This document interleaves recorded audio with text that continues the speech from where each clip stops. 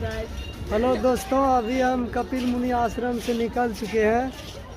मेरे साथ में भी कुछ लोग हैं, उसको भी देख सकते हैं। और आइएगा कभी तो 14 जनवरी को आइएगा। 14 जनवरी को आइएगा तो मेला लगता है। और साइकिल देख के चलाओ। हाँ मैं और साथ में बहुत सारे बच्चे भी हैं हमारे।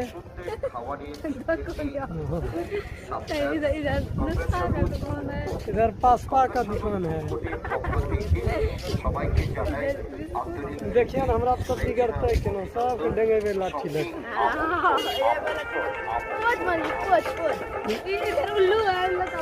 इधर होटल है, इधर उल्लू जैसा डिजाइनिंग भी है। बच्चा भी है, होटल भी है, सामान भी है।